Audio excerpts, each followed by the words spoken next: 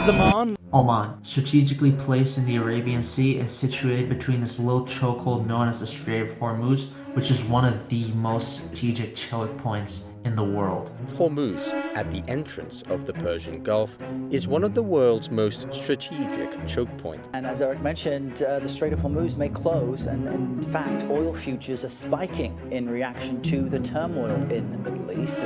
About 20% of the world's oil exports flow through this narrow strait, which is situated between Oman and Iran. Keep this in mind. Oman itself is very developed, with dazzling architecture, rich history, decent welfare, and abundant oil wealth.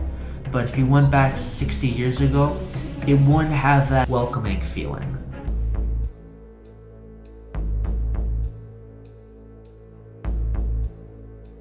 This is the story of divide. Divide between the oppressors and the oppressed, the rich and the poor. If this rebellion actually succeeded, we would have most likely seen the end of the Gulf monarchies and the rise of communist regimes in the Arabian Peninsula. Let's get into it. To understand this rebellion, we need to understand Oman's geography. Oman is located in the southeast of the Arabian Peninsula, stretching east to Hormuz and west to the border of Yemen. In the east lies the coastal rich areas where trade is conducted, and in the west and interior lies the barren desert where the tribes reside. Oman's location, as well as Yemen's, was strategic since it lie right in the middle of the Indian Ocean trade, as well as the Persian Gulf. Whoever controlled it had a say or a big cash in on everything in the vicinity. And if someone else wasn't going to control it, someone else would. And that's when the Portuguese arrived. In 1508, the Portuguese invaded the capital of Muscat, taking the east of Oman and cashing in on the rich spice trade for another century. Eventually, Portugal's influence in the region waned and they were overthrown by a tribe known as the Yarabids. It was the dynasty of the country till 1718. The Yarabids in that time improved agriculture, created schools, and most importantly built up Oman's maritime power. They cashed in on the slave trade, which dominated Oman's economy for another century. With their power and influence, they expanded their control into the Indian Ocean. That meant they took Zanzibar, Mombasa, Portuguese bases in Western India, and they secured the Persian Gulf by taking Bahrain.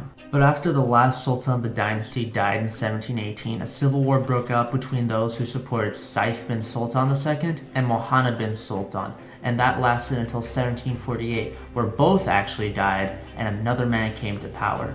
His name was Ahmed bin Said, and he started the rule of the Al-Busaid dynasty. The Al-Busaids continued the policies of the previous dynasty: maritime power, slave trade, expansion, the usual. But unlike the Yarabids, the Al-Busaids did something different. They employed foreign powers to maintain control of the land and the tribes, and they in particularly used the British. But before we get to that, we have to talk about how the social hierarchy worked. The way the family ruled the country worked like this. You had the Sultan at the top with his government making all the big decisions and getting all the income, while the people at the bottom, the tribes, would get nothing or receive very little. And this created big economic divide, while the Sultan and his government cashed in on everything and his people were poor. And this led to the country being very underdeveloped and poor. This rift led to constant rebellions from the tribes that the Sultan had to address, so he employed the British. The British made contact with the Sultan in the 1820s through the East India Company and continued to spread their influence throughout the region by stimulating treaties that made favorable trade for the British and allowed them to intervene in these rebellions. The British saw Oman as a base for Gulf trade and Indian Ocean trade, not as a viable colony, so they kept Oman semi-autonomous. The reason I say semi-autonomous is because Oman was more of a client state. Its army was primarily made up of British officers, and its foreign policy was British aligned. So the sultans, whenever they had wealth, they gave it to the British and they enriched themselves, which caused several tribal revolts in 1873, 1877, 1883, and 1913. But the most significant of these was in the region of Jebel Laqadar.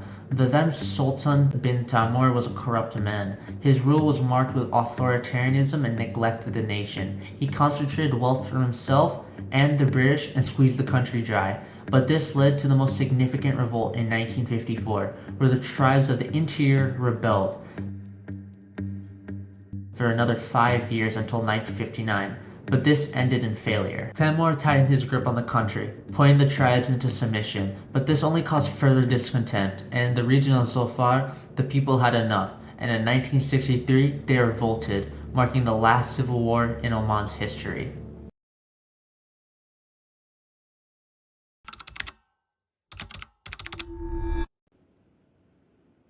Now, a report from one of the most important yet least known countries in the Middle East, the Sultanate of Oman.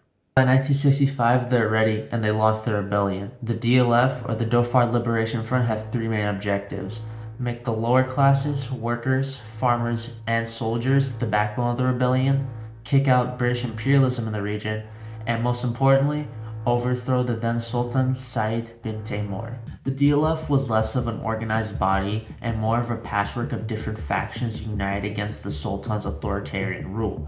In 1962 and 1963, three groups made up the base of the rebellion: the Dhofar Benevolent Society, the Dhofar Charitable Organization, and the Dhofar Soldiers Organization. Once word spread about the movement, local tribes and the Omani branch of the Arab nationalist movement joined the faction. During the war, at least 2/3 of Oman's population supported the DLF and its actions. Support from the population was the DLF's most powerful tool at their disposal, so keep this in mind. Two tribes played a key role in the DLF: the Beit al-Attar tribe, which wanted to completely secede from Oman and overthrow the Sultan, and most importantly, the Qora tribe. The Qora tribe was extreme to say the least. They wanted to overthrow the Gulf monarchies and establish a Marxist-Leninist state across Arabia. But for now, the DLF were firmly united and under the leadership of two men, Hussein bin Nafal and Yusuf Alawi. In the Sultan's eyes, Nafal was a traitor. Originally being part of his household staff, Nafal resented the Sultan's oppressive policies towards the Dhofaris and defected. Trained by the Iraqis and funded by the Saudis, while Yusuf structured the DLF politically, Nafal molded the DLF into a fighting force and gave them the slogan Dhofar for Dhofaris. They started here from the north, quickly expanding south and east. By mid-1968, they were well equipped, taking most of Dhofar by 1969. Anybody thinking the rebels were going to win were right to think so. The Sultan's army was weak, foreign support was lacking, and the rebels were being backed by big names, including Russia, China, Egypt, Iraq, and South Yemen. When the Arab-Israeli War of 1967 occurred, the DLF began to change. Communist sentiment and Arab nationalism rose, fueled by its allies. When the Second Congress meeting happened in September 1968, the DLF renamed itself to the Popular Liberation of the Occupied Arab Gulf, or the PLFOAG, and 40 members of the old committee were replaced by pro-communists, and its new leadership was under Mohammed Ahmed al-Ghassani. It then declared its mission to overthrow the Gulf monarchies and establish a communist state across Arabia. All was about to change in 1970. The PLFOAG reached a stalemate. Yes, they had the upper hand, taking most of Dhofar by 1969 and having a stronger army, but brutal crackdowns on opposition were common. People were scared, and most importantly, the support was dwindling and the numbers were decreasing. So, the PLFOAG plotted another attack in the north using another group called the National Democratic Front of the Liberation of the Occupied Arab Gulf, or the NDFLOAG. They claimed they could win this war if they opened another front. In early 1970, revolts were launched in the cities of Nizwa and Iski, but these were quickly crushed by the Sultan and his forces. But this was the last straw. Tired of his repression, neglect, and military failures, a palace coup in June 1970 ousted him in favor of his son, Qaboos bin Said, and he started the turning point of the war. Qaboos promised dazzling reforms, particularly in education, healthcare, and social services, but in order to move on and modernize the country, he needed to deal with the rebels, quick. So he bumped up the army from 3,000 to 7,000. With increased British support and presence, he had 100 to 120 British officers command the army, and another 40 to 60 British pilots assist with close air support. The British became way more involved. Because of the PFLOAG's growing victories and Timur's failures to contain the rebellion, the British saw their interests in the region being threatened, so they began to intervene, sending support and personnel to aid with Qaboos's growing forces. The PFLOAG saw the tide turning, so they began launching more aggressive offensives. They fully captured Dhofar and saw Mirbat as a key city to push the Sultan and his forces back. On July 19, 1972, PFLOAG and NDFLOAG forces besieged the city of Mirbat. 300 communist guerrillas armed with Russian AKs, RPGs, and 12.7mm machine guns were tasked to take a fort housing a 9-man garrison. Capture that, and they pushed the Sultan and his forces on the defensive. However, the side with more equipment and manpower failed in its siege, and the 9-man garrison held out until Omani and British reinforcements arrived. The PFLOAG was in full retreat by now. By this point in the war, the Sultan was effectively winning, especially when you consider Iran intervened,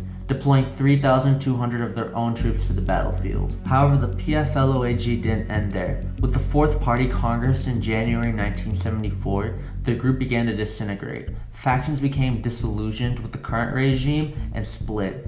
What was left was known as the PFLO, or the Popular Front for the Liberation of Oman. Equipment was running short as support from Yemen and China was depleting. But in 1974, the Soviets wanted more influence in the region, so they increased their funding to the rebels. But at this point, it didn't matter. The rebels were on a losing side of the war against a coalition of British, Iranian, and Omani forces.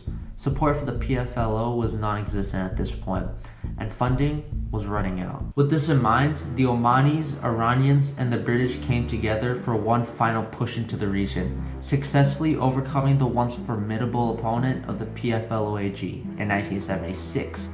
What initially began as a tribal revolt for freedom and dignity turned into another example of a proxy war in the setting of the Cold War.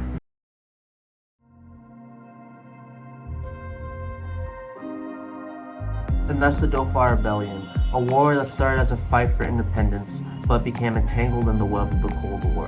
What started as a grassroots tribal revolt transformed into a war where global powers, monarchies, and ideologies collided. It's easy to look at the final outcome and think it was inevitable. The rebels crushed, the Sultan's power cemented, Oman modernizing under Qaboos, but if you rewind it just a few years prior, the opposite seems certain. The rebels controlled most of Dhofar. Foreign backers were pouring in resources, and the Sultan's regime was collapsing. The war's turning point wasn't just about guns and troops. It was about the loss of local support and the Sultan's ability to adapt in time. And in that lies the bigger story. This wasn't just about Oman.